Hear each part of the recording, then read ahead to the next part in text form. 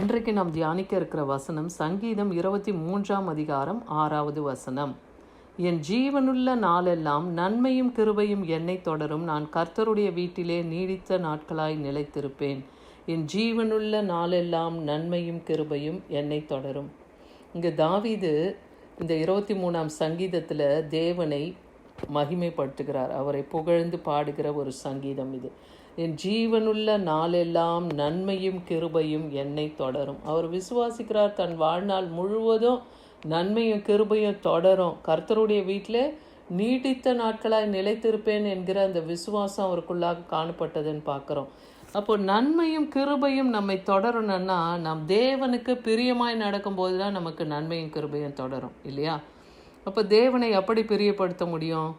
தேவனை காலைதோறும் நாம் அவரை தேடுகிறவர்களாக இருக்கணும், அவரை துதிக்கிறவர்களாக இருக்கணும், அவருடைய வசனத்தை தியானித்து அவரை மகிமைப்படுத்தவும், ஜப ஸ்தோத்திர விண்ணப்பங்களை ஏறெடுத்து ஜப விண்ணப்பங்களையும் வேண்டுதல்களையும் தேவனிடத்தில் தெரியப்படுத்தணும் இல்லையா?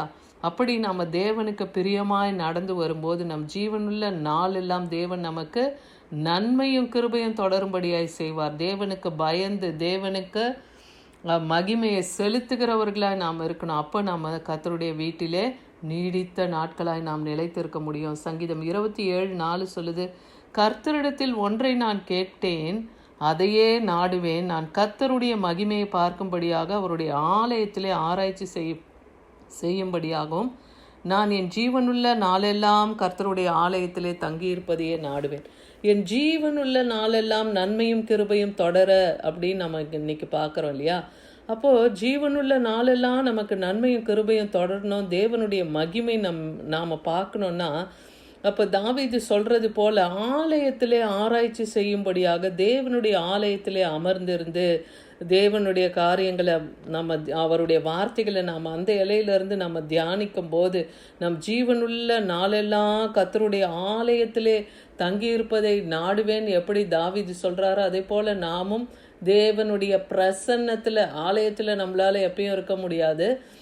நம்ம ஞாயிறு ஆராதனைகளில் நம்ம கலந்து கொள்கிறோம் இல்லையா? அந்த நேரத்தில் நாம் தேவனோடு கூட ஐக்கியப்படுறோம், அங்கே பிரசன்னத்தில் இருக்கோம். அதே போல் நம்ம வீட்லேயும் தேவனோட கூட நாம் இருக்கிற நேரம் தான் ஜப நேரம் இல்லையா? அந்த நேரத்துலையும் நாம் தேவ சமூகத்திலே தங்கி அவரோடு கூட நாம் பேசுகிறவர்களா, அவருடைய சந்நிதியிலே நாம் காணப்படுகிறவர்களாய் நாம் தனித்து தேவனோடு சஞ்சரிக்கிற அந்த அனுபவத்திலையும் நாம் இருக்கணும்.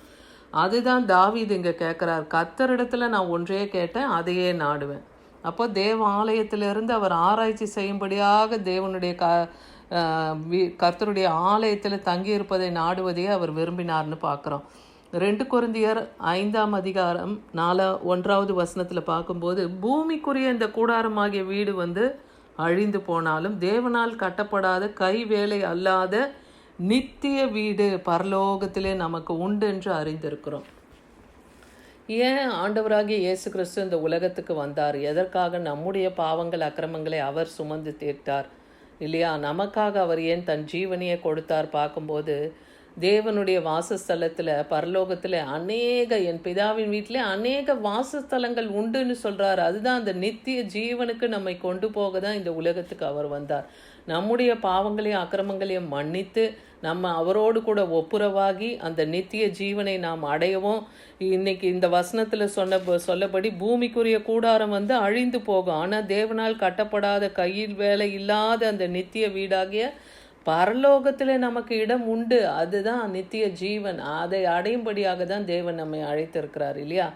அப்போ ஜீவனுள்ள நாளெல்லாம் நமக்கு நன்மையும் கிருபையும் தொடர்ந்து கர்த்தருடைய வீட்டில் நம்ம நீடித்த நாட்களாய் நிலைத்திருப்போம். 2 தீமோத்தேயு 4ஆம் அதிகாரம் 18வது வசனத்தில் பார்க்கும்போது, கர்த்தர் எல்லா தீமை நின்றும் என்னை ரட்சித்து தம்முடைய பரம ராஜ்யத்தை அடையும்படி காப்பாற்றுவார், அவருக்கு சதா காலங்களிலும் மகிமை உண்டாவதாகன்னு பவுல் அப்போஸ்தலன் தீமோத்தேயுக்கு எழுதுகிற நிருபத்தில் இவ்வாறு சொல்கிறார்.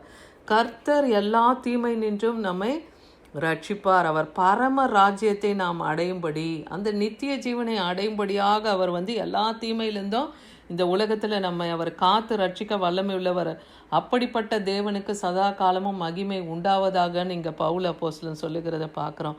சங்கீதம் 16:11 பாருங்கள், ஜீவ மார்க்கத்தை எனக்கு தெரியப்படுத்துவீர், உம்முடைய சமூகத்திலே பரிபூரண ஆனந்தமும் உம்முடைய வலது பாரத்திலே நித்திய பேரின்பமும் உண்டு. தேவ சமூகத்தில் என்ன இருக்கு? நித்திய ஜீவன் உண்டு. அவருடைய ஜீவ வார்த்தை நமக்கு அங்கேருந்து தான் நமக்கு வெளிப்படுது இல்லையா?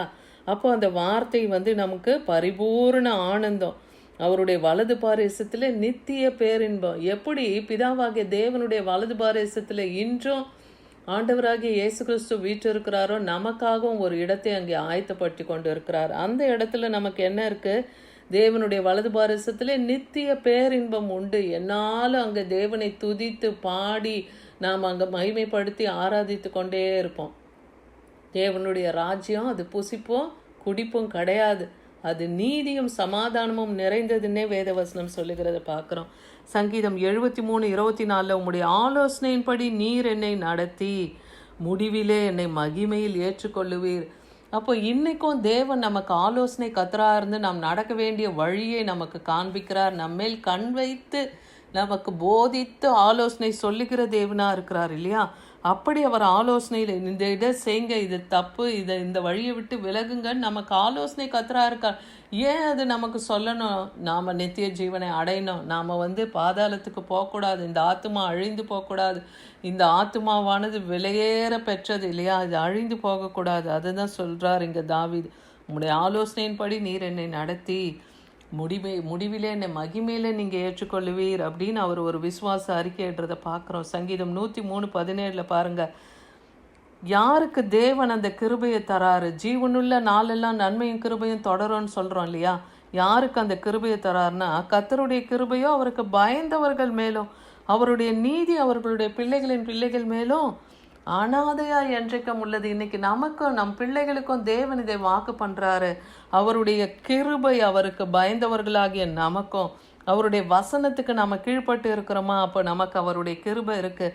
அவருடைய நீதி நம்ம கூடவும் நம்மளோட பிள்ளைகளோடும் கூட அனாதையாக என்றென்றைக்கும் அது மாறாமல் மறையாமல் அவருடைய நீதி நமக்குள்ளாயும் பிள்ளைகளுக்குள்ளாயும் இருக்கும்படியாக தேவன் வைக்கிறார்.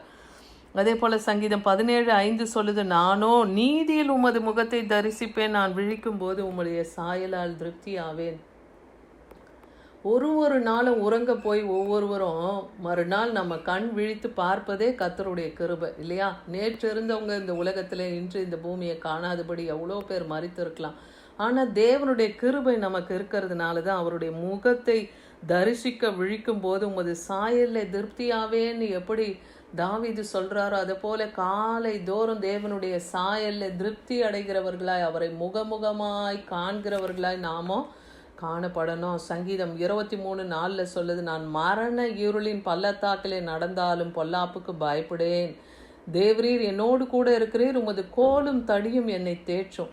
மரண இருளின் பள்ளத்தாக்கிலே இன்னைக்கு எத்தனையோ பேர் வியாதி பலவீனம் கட்டுகள் பாடுகள், எத்தனையோ மரண கண்ணிகளில் சிக்குண்டு பொல்லாப்பின் கிரியைகளில் மாட்டிக்கொண்டவங்க அநேகர் இருக்கலாம். ஆனால் இன்றைக்கி தாவீது சொல்கிறார், நான் மரண இருளின் பள்ளத்தாக்கில் இருந்தாலும் நான் பொல்லாப்புக்கு பயப்படும். ஏன்னா தேவன் நம்மோடு இருக்கும்போது அந்த மரண இருளை குறித்த பயம் நமக்கு தேவையில்லை. ஏன்னா அவரது கோலும் தடியும் நம்மை தேற்றும். எப்படி மோசே கையில் ஒரு கோல் இருந்தது, அது ஒரு சாதாரண கோல் தான், அதுக்கு அங்கே வல்லமை இல்லை. தேவனுடைய கரம் அந்த கோல்லே செயல்பட்டது. கர்த்தருடைய ஓங்கிய புயம் பலத்த கரம் மோசேவோடு இருந்து அந்த கோல்லே தேவன் வல்லமை கடந்து வந்தது. அதே போல் எலியா தீர்க்கதரிசி கூட கையில் ஒரு தடியை பிடித்து கொண்டு தான் அவர் ஓடினார் இல்லையா? ஆகாபின் ரதத்துக்கு முன்பாக அவர் ஓடினார். அப்போ அங்கேயும் தேவ பலம், அந்த தடிகள் மூலமாய் தேவனுடைய பலம் அவரோடு கூட கடந்து போனது. ஒரு நாள் ஆகாரத்தை புசித்து அவர் 40 நாள் ஒரே பர்வதத்தை நோக்கி ஓடுவதற்கு தேவன் பலத்தை கொடுத்தார் இல்லையா? அவர் மரண இருளின் பள்ளத்தாக்கில் தான் அன்னைக்கு எலியாவும் ஓடினார் இல்லையா? எசபேலுடைய வார்த்தைக்கு அவர் பயந்து அங்கே ஓடினார் தன் உயிரை காப்பாற்றி கொள்ள. அப்போது தேவனுடைய வலைக்கோள் தடி எப்படி அன்னைக்கு மோசேவோடு தாவீதோடு எலியாவோடு இருந்து ஆற்றி தேற்றினதோ, இன்றைக்கு நம்மையும் தேவன் தேற்ற வல்லமை உள்ளவராக இருக்கிறார். இந்த 23வது சங்கீதத்தை நாம் தினமும் கூட அறிக்கையிட்டு ஜெபிக்கலாம். தேவ பலன் நமக்கு கூட தருவார். பிலிப்பியர் 1ஆம் அதிகாரம் 21, 22, 23 வசனத்தில் பார்க்கும்போது இங்கே பவுல் அப்போஸ்தலன் சொல்கிறார், கிறிஸ்து எனக்கு ஜீவன், சாவு எனக்கு ஆதாயம். பாருங்க, அவர் ஒரே வார்த்தையிலே சொல்லி முடிக்கிறார். கிறிஸ்து தான் எனக்கு ஜீவன், அவர் தான் ஜீவன், நமக்குள்ளாக அவர் தான் கர்த்தரே ஆவியானவராய் நமக்குள்ள வாசம் பண்றாருல, அவர் தான் நமக்கு ஜீவனா இருக்கார். சாவு நமக்கு ஆதாயம் அப்படின்னு தான் அவர் சொன்னது போல நாம சொல்லணும். ஏன்னா இந்த சரீரத்துல நாம பிழைக்கிறதுனால என் கிரியைக்கு பலன் உண்டாயிருப்பதால் நான் தெரிந்து கொள்ள வேண்டியது இன்னதென்று நான் அறிவேன். நம்ம சரீரத்திலே பிழைத்திருக்கிறதுனால என் கிரியைக்கு பலன் உண்டாய் இருப்பதால் நான் தெரிந்து கொள்ள வேண்டியது இன்னதென்று அறிவேன். அப்போ நம்ம சரீரம் பிழைத்திருக்கும்படியாக தேவனுடைய ஜீவன் நமக்குள்ள இருக்கிறதுனால தான் இன்னைக்கு இருக்கோம் இல்லையா? அது என்னதென்று நம்ம அறிந்து கொள்ளுகிறோம். ஏனெனில் இவ்விரண்டிலும் நான் நெருக்கப்படுகிறேன். தேகத்தை விட்டு பிரிந்து கிறிஸ்துவுடனே கூட இருக்க எனக்கு ஆசை உண்டு, அது அதிக நன்மையாக இருக்கும். அப்போ இந்த தேகத்தை விட்டு இந்த ஜீவன் எப்போ ஒன்றாலும் பிரியலாம், ஆனால் அது எங்கே போய் சேரப்போகிறது என்பது தான் இன்னைக்கு எல்லாருடைய கேள்வியும் இல்லையா? அப்போ நம்ம நித்திய ஜீவனை அடையணும்னா கிறிஸ்துவை தரித்தவர்களாய், கிறிஸ்து தான் நமக்கு ஜீவன், அவர் தான் நமக்கு ஆதாயம் என்று ஓடுகிறவர்களாய் பவுலை போல நாம் காணப்பட்டா, இன்னைக்கு கர்த்தருடைய வார்த்தை சொன்னது போல என் ஜீவனுள்ள நாளெல்லாம் நன்மையும் கிருபையும் என்னை தொடரும். தேவனை நாம் பற்றி கொண்டு தேவனுக்கு பிரியமா நம்ம நடக்கும்போது நன்மை கிருபை நம்மை தொடரும். நாம் கர்த்தருடைய வீட்டிலே நீடித்த நாட்களாய் நிலைத்திருப்போம். ஆமேன்.